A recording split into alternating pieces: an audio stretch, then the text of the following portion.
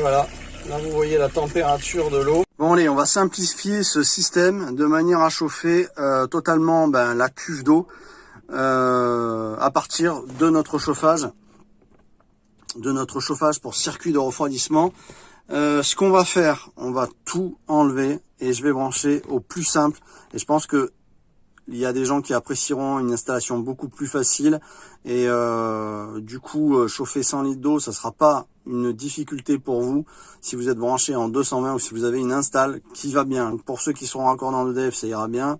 Et par contre, pour ceux qui ont une bonne install, ça ira très bien, comme moi par exemple, hein, parce que je vous invite à aller voir mes vidéos dans lesquelles j'ai vraiment du matos en panneau solaire sur mon terrain et donc alimenté. Actuellement, j'ai pas nécessairement besoin de monter de 30 degrés puisque l'eau est actuellement à 20 en octobre. Elle est à 20 degrés dans le camping-car. Donc pour monter à 40, il faut que je monte de 20 et donc je vais dépenser dans les 40 ampères. Voilà. Donc c'est pas un problème pour moi. Mais par contre, l'avantage d'avoir énormément plus d'eau chaude, ça c'est quand même avantageux. Voilà, donc on fait une autre install dans lequel on va simplifier tout ça. On va enlever les vannes de manière à chauffer tout simplement le circuit d'eau de notre véhicule. C'est parti. On peut également aussi voir cette installation pour raccorder, je sais pas moi, un bidon.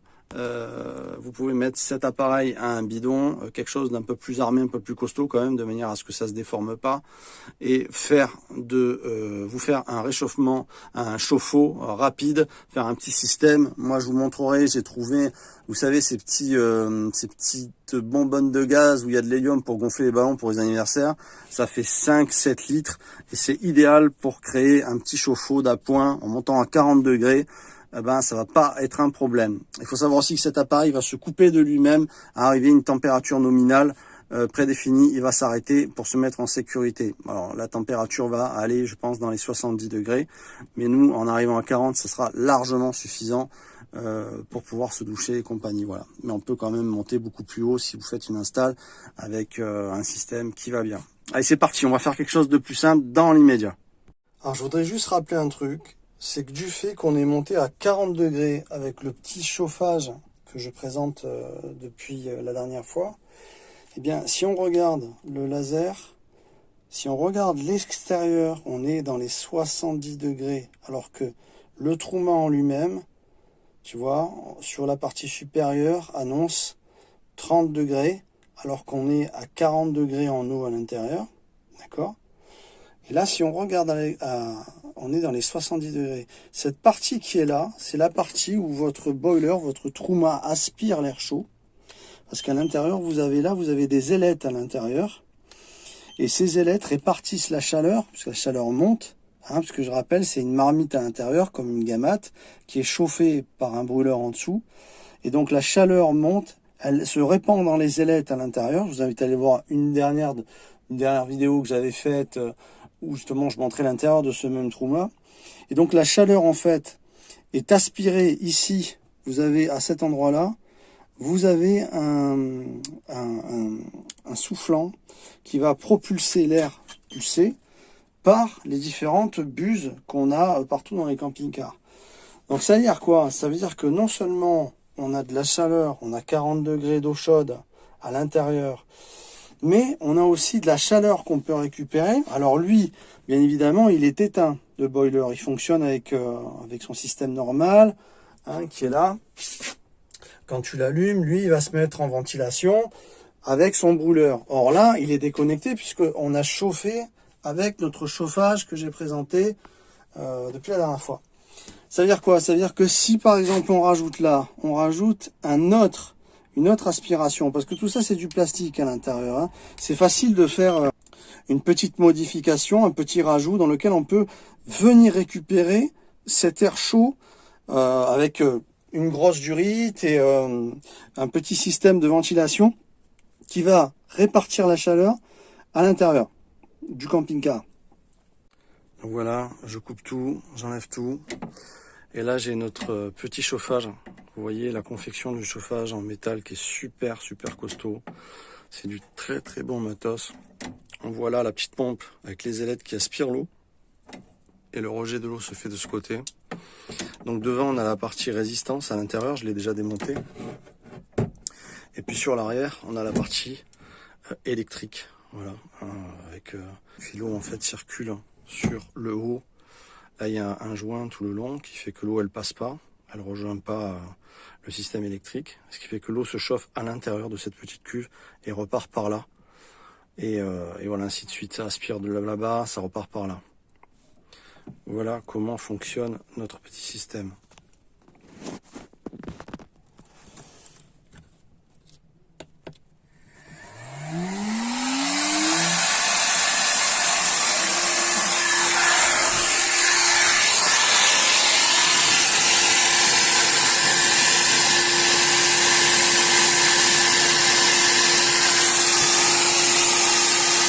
Donc là, je chauffe les tuyaux ornés de manière à pouvoir les déformer et les insérer plus facilement. Donc du Sika, hein, bien qui déborde, vous lissez avec du mire et après les colliers à la fin, vous les serrez une fois que c'est sec.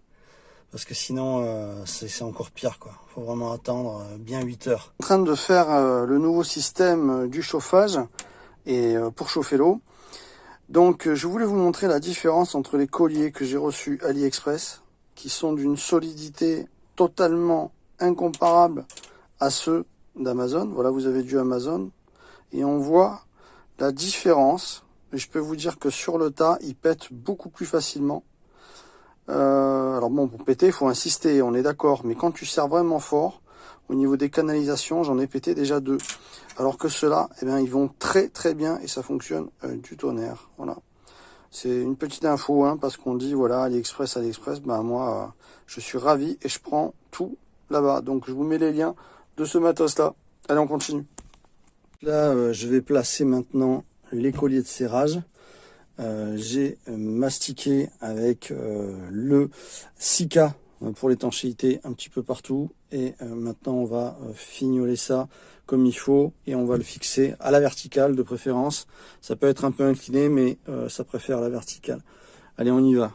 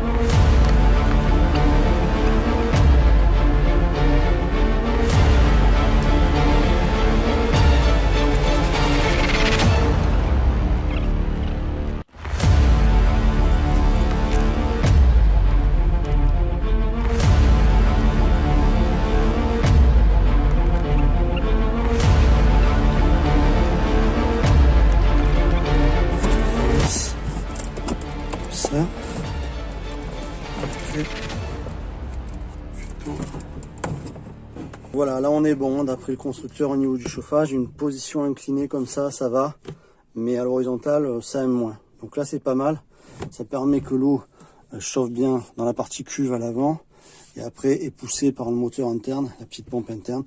Donc l'eau froide arrive là, et repart là où on est chaude, pour répartir sur tout le système complet, dans le boiler et dans tout le circuit du camping-car. Là on va chauffer absolument toute l'eau propre.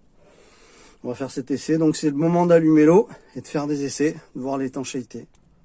Allez, on allume l'eau. On va circuler partout. Hop, j'ai oublié d'éteindre le robinet, parce que j'avais vidé le circuit.